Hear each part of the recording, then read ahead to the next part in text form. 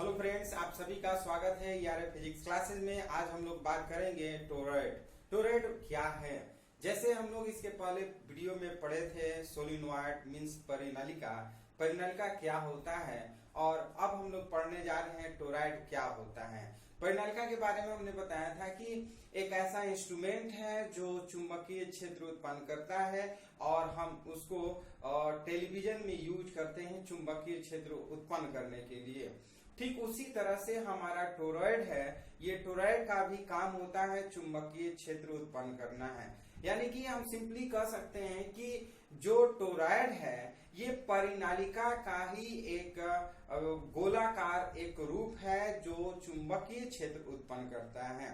अब सवाल ये है कि जैसे हम लोग परिनलिका के बारे में पढ़े थे कि परिनलिका जो है वो टेलीविजन में यूज होता है और मैग्नेटिक फील्ड प्रोड्यूस करने के लिए, यानी कि चुंबकीय क्षेत्र उत्पन्न करने के लिए परिनलिका का प्रयोग किया जाता है। तो टोरॉइड का प्रयोग कहाँ किया जाता है? तो आपको बताना चाहेंगे सिंक्रोट्रॉन एक ऐसे उपकरण है जहां पर चुंबकीय क्षेत्र उत्पन्न किया जाता है। ये चुंबकीय क्षेत्र उत्पन्न करने के लिए हम टोरॉइड और परिनलिका का यूज करते हैं। तो सिंपली आप जानिए कि टोरॉइड का काम क्या होता है, तो हम कहेंगे चुंबकीय क्षेत्र उत्पन्न करने का।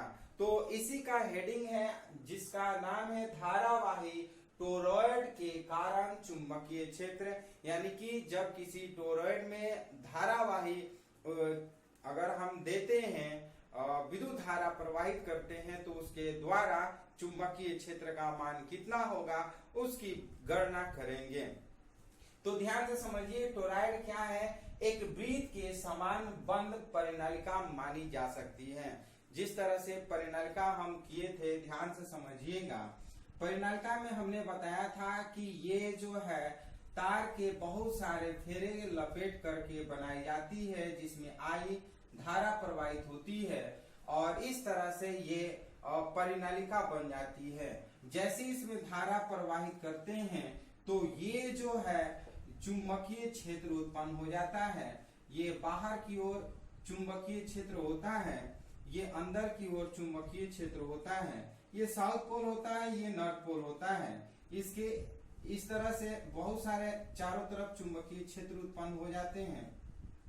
ये चुंबकीय क्षेत्र है। तो ये परिनालिका है। यही परिनालिका को जब हम गोलाकार रूप में इसको अगर बंद करते हैं तो टोरॉइड बन जाता है। ध्यान से समझिएगा टोरॉइड क्या है। जैसे एक वृत्ताकार परिनालिका ही होती है। टोरॉइड क्या है? एक वृत्ताकार परिनालिका होती है। इसको इस तरह से कर लेते हैं। ये परिनालिका का हम क्या करते हैं, मोड़ देते हैं इस तरह से, तो हमारा बन जाता है टोरॉइड। ये आई धारा इसमें जाती है और आई धारा बाहर निकलती है। इसी को इस तरह से अगर गोलाकार बना देते हैं तो ये टोरॉइड बन जाता है। ये इसमें हम कह सकते हैं ये फेरे हैं, तार की फेरों की संख्या है और इसमें आई धारा प्रवाहित होती है। इसमें खास बात यह है कि इसके अंदर और इसके बाहर कोई चुंबकीय क्षेत्र उत्पन्न नहीं होता है।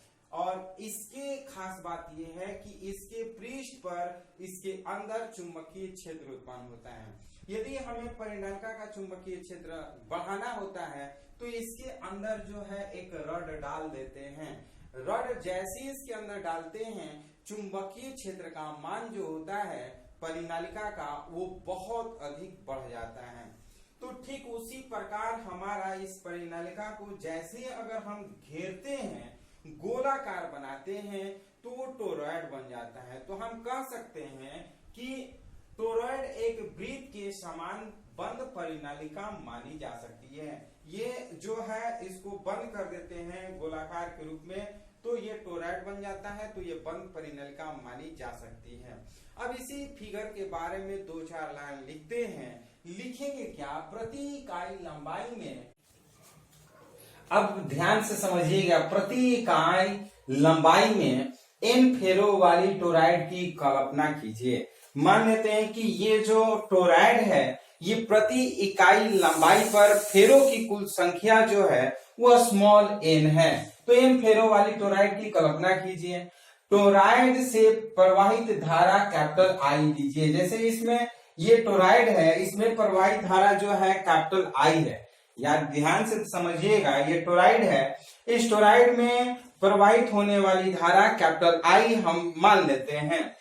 और मान लीजिए चुंबकीय बल रेखाएं टोराइड के परिधि में रहती है और सेकेंद्रीय वृत्तों की रूप में होती है। यानी कि ये जो चुंबकीय जो रेखाएं होती है, ये चुंबकीय रेखाएं ये सेकेंद्रीय वृत्तों के रूप में होती है, वृत्ताकार के रूप में होती है। और मान लिया कि उस वृत्त की जो त्रिज्या है वो स्मॉल आर है। तो ये स्मॉल आर त्रिज्या का कोई वृत्त है जो हम कह सकते हैं टोराइड के रूप में है, जो चुंबकीय क्षेत्र उत्पन्न कर रहा है। इस चुंबकीय क्षेत्र का मान क्या होगा, इसका हम लोग थ्योरी पढ़ेंगे। तो थ्योरी पढ़ने के लिए सबसे पहले ये टोराइड, ये जो परिनलिका था, परिनलिका को हम लोग घेर लिए इस तरह से, तो टोराइड बन गया।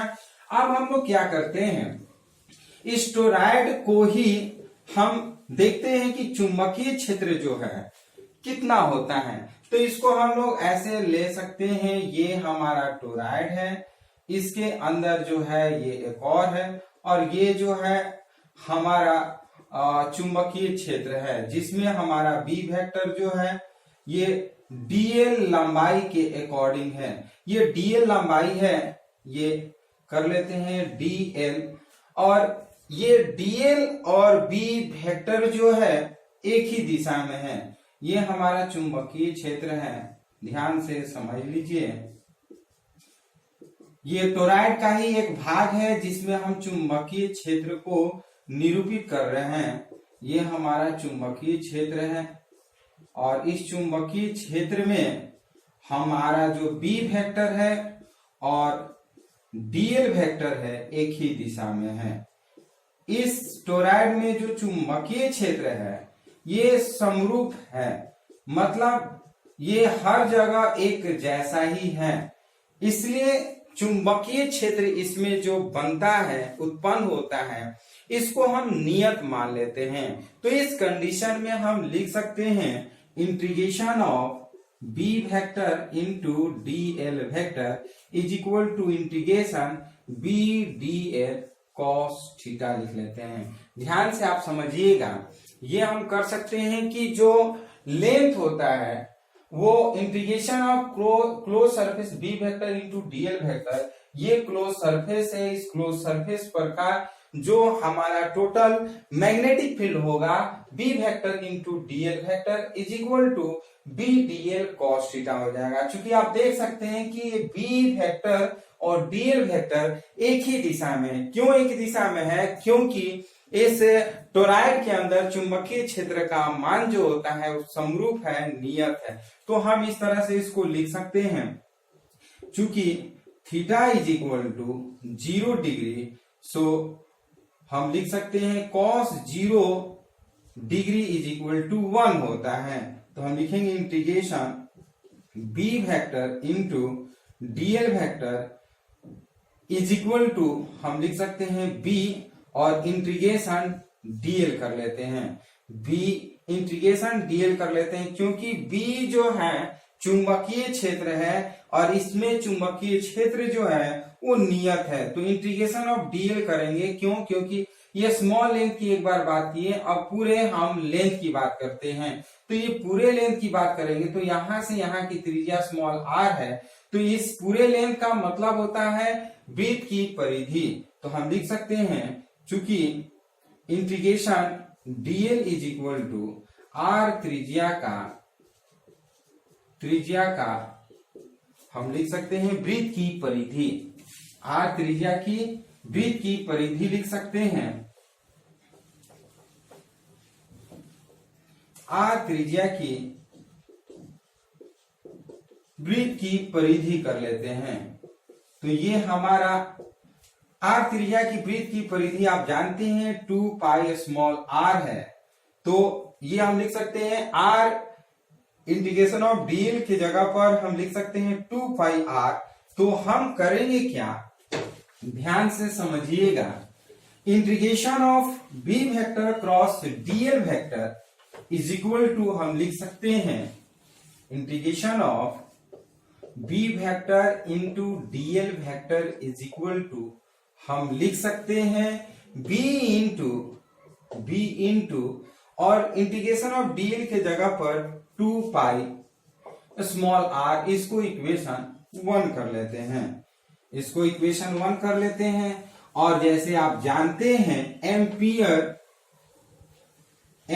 के नियम के अनुसार, आप जानते हैं एम्पियर के नियम के अनुसार हम लोग लिख सकते हैं एम्पियर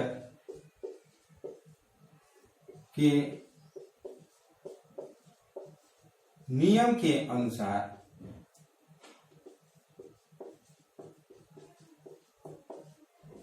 हम लिख सकते हैं integration B vector into dl vector is equal to mu naught into, इस टोराइड में मीन्स स्मॉल आर, इसमें लिख सकते हैं कुल विद्युत धारा लिख लेते हैं, कुल प्रवाहित विद्युत धारा कर लेते हैं।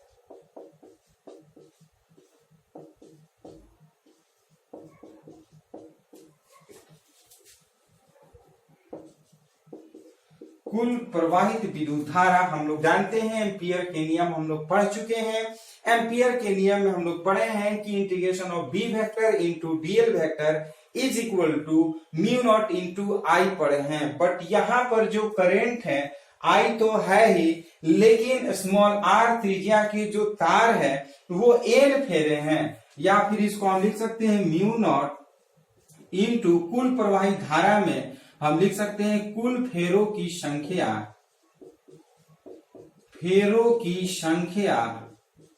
इंटू आई कर लेते हैं, कुल फेरों की संख्या इंटू आई कर लेते हैं, या फिर लिख सकते हैं म्यू नॉट इंटू कुल फेरों की संख्या का मतलब जो होता है नंबर ऑफ द फेरों की संख्या n है, तो कुल लंबाई जो होगा इस वृत्ताकार कुंडली की जो लंबाई होगा वो 2 पाई स्मॉल आर हो जाएगा इंटू आई। इसको इक्वेशन हम लोग 2 कर लेते हैं और समीकरण 1 तथा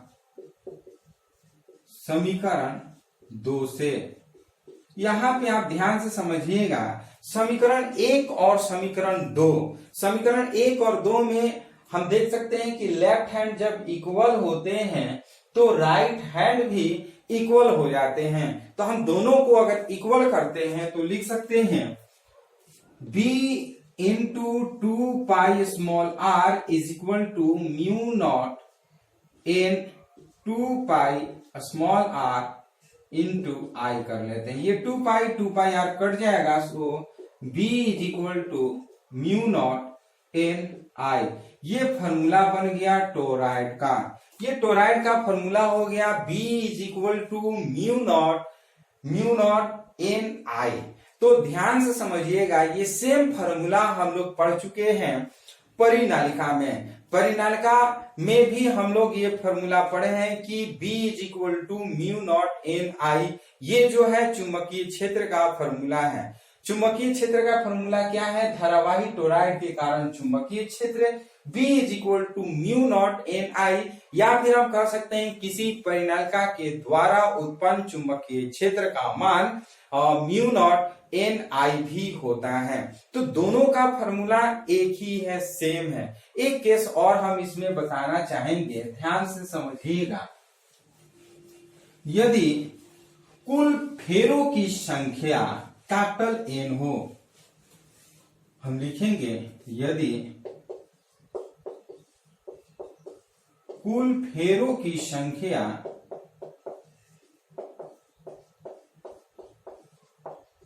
कैपिटल एन हो, तब हम क्या लिख सकते हैं? Capital N is equal to small n 2 pi small r. ध्यान से समझिएगा, एन जो है ये कुल फेरों की संख्या है। जो टोराइड है, टोराइड की कुल फेरों की संख्या कैपिटल एन है, और जो स्मॉल एन है ये प्रति एकांक लंबाई पर फेरों की संख्या है। दोनों में अंतर है, ध्यान से आप समझिएगा। कैपिटल एन जो है वो कुल फेरों की संख्या, यानी कि टोराइड के कुल फेरों की संख्या कैपिटल एन है, जबकि स्मॉल एन जो है वो प्रति एकांक लंबाई पर कुल फेरों की संख्या। ये प्रति एकांक लंबाई है, प्रति एकांक लंबाई पर कुल फेरों की संख्या, और ये जब कुल फेरों की संख्या होगा वो कुल फेरों की संख्या ये टोराइड का बन जाता है। तो small n is equal to अगर हमें निकालना हो तो capital N by 2 pi small r कर लेते हैं। इसको इक्वेशन हम 3 कर लेते हैं और समीकरण 3 से कर लेते हैं, समीकरण 3 से।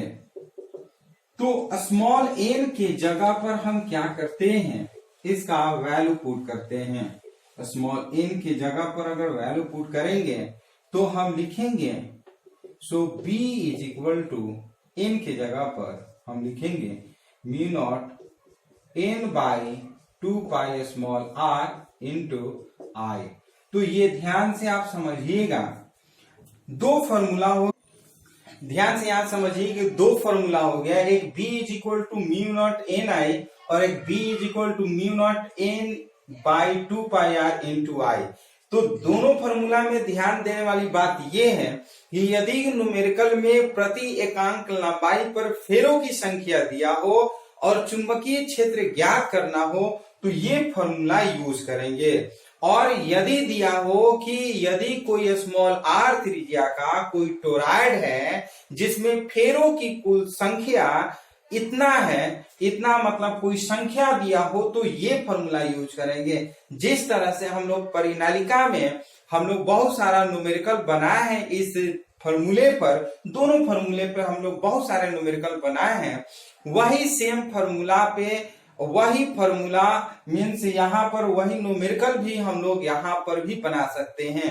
मतलब दोनों टोराइड और परिनालिका दोनों के लिए सेम फॉर्मूला, सेम क्वेश्चन होंगे। फर्क सिर्फ इतना होगा, नाम में अंतर हो जाएगा। यहाँ पर टोराइड की बात कर रहे हैं और वहां पर परिनालिका की बात कर रहे थे। दोनों का फॉर्मूला जो है सेम है, बशर्ते कि दोनों का जो डिजाइन है, आकृति है, वो अलग अलग है। परिनालिका में आपने देखा कि जो आकृति थी वो बेलनाकार थी, जबकि टोराइड में आप देख रहे हैं कि इसकी जो आकृति है ये आपका गोलाकार है, मींस वृत्ताकार है। इसमें अगर लंबाई की बात करेंगे तो लंबाई इसकी टोटल 2 पाई स्मॉल आर होगा, और वहां पर लंबाई की बात कर रहे थे जहां परिनालिका हम आपको बता रहे थे वहां पर सिर्फ स्मॉल एल था। तो दोनों में फर्क ये है कि अगर लंबाई वहां पे स्मॉल एल था तो यहाँ पे लंबाई हम 2 पाई आर स्मॉल आर रखते हैं, यही अंतर है। सबसे खासियत बात यह याद रखिएगा कि टोराइड के अंदर जो चुंबकीय क्षेत्र होता है वो शून्य होता है, और टोराइड के बाहर भी चुंबकीय क्षेत्र जो होता है वो शून्य होता है। तो चुंबकीय क्षेत्र होता क्या कहाँ है, तो हम कहेंगे ये टोराइड के जो सरफेस है, जो इसके पृष्ठ है, उस पृष्ठ पर ही चुंबकीय क्षेत्र उत्पन्न होता है। लेकिन परिनालिका के अंदर भी चुंबकीय क्षेत्र उत्पन्न होता है और उसके पृष्ठ पर भी चुंबकीय क्षेत्र उत्पन्न होता है। परिनालिका से दूर जाते हैं तो उसका जो चुंबकीय क्षेत्र का मान होता है वो धीरे धीरे कम होते जाता है। यदि परिनालिका का चुंबकीय क्षेत्र बढ़ाना हो तो परिनालिका के अंदर कोई लोहे के रड को अगर डाल देते हैं तो उसकी चुंबकीय क्षेत्र के मान में वृद्धि हो जाती है। तो यहाँ ध्यान से समझिएगा, चुंबकीय क्षेत्र का मान अगर बढ़ाना हो तो हम देख सकते हैं कि B और N जो है और I जो है एक दूसरे के डायरेक्टली प्रोपोर्शनल है, एक दूसरे के समानुपाती है। मतलब साफ है कि अगर परिनालिका हो या टोराइड हो उसमें विद्युत धारा का मान बढ़ाएंगे तो उसका चुंबकीय क्षेत्र का मान भी बढ़ते जाएगा, और जितना ही अधिक फेरों की संख्या हम बढ़ाएंगे चुंबकीय क्षेत्र का मान उतना ही अधिक होगा। तो ये दो बातों पर निर्भर करता है। और ध्यान से स्पेशल जो बात होता है, यदि हम किसी भी परिनालिका के अंदर लोहे की छड़ को डाल देते हैं तो उसके जो चुंबकीय क्षेत्र का मान होगा उसके मान में भी वृद्धि हो जाती है। तो इस तरह से याद रखिएगा परिनलिका क्या है, टोरॉइड क्या है। याद रखिएगा कि परिनलिका और टोरॉइड एक ऐसे उपकरण है जो चुंबकीय क्षेत्र उत्पन्न करने में काम आते हैं। परिनलिका और टोरॉइड दोनों को सिंक्रोट्रॉन नामक एक उपकरण में यूज करते हैं, प्रयोग करते हैं, जहां पर चुंबकीय क्षेत्र उत्पादन किया जाता है। और स्पेशल जो परिनलिका होता है, परिनलिका को टेलीविजन में हम लगाते हैं ताकि जो टेलीविजन है उसमें चुंबकीय क्षेत्र उत्पन्न करे और बढ़िया सा पिक्चर का क्वालिटी दे। तो यहाँ पर यूज होता है। ऐसे बहुत जगह परिनलिका और टोरॉइड का भी हम प्रयोग करते रहते हैं। तो इस तरह से परिनलिका और टोरॉइड है, जनरली आप याद रखिएगा, ये चुंबकीय क्षेत्र उत्पन्न करता है। तो इस तरह से ये वीडियो टोरॉइड का कैसा लगा, क्योंकि ये टोरॉइड जो है वो परिनलिका के ऊपर ही डिपेंड है। सिंपली कह सकते हैं कि परिनलिका को अगर स्पेशल आकृति दिया जाए, स्पेशल आकार में इसको कर दिया जाता है तो ये टोरॉइड के काम आने लगता है। तो इस तरह से ये वीडियो टोरॉइड का कैसा लगा, यदि आपको अच्छा लगा तो एक लाइक जरूर करिए और वीडियो को शेयर करिए जरूर, अपने दोस्तों में बताइए और उनको भी दिखाइए ताकि उनको भी फायदा हो। और यदि आप इस चैनल के लिए नए व्यूअर हैं तो इस चैनल को जरूर सब्सक्राइब करिए। तो फिर हम लोग नए टॉपिक के साथ नए वीडियो में मिलते हैं, तब तक के लिए धन्यवाद।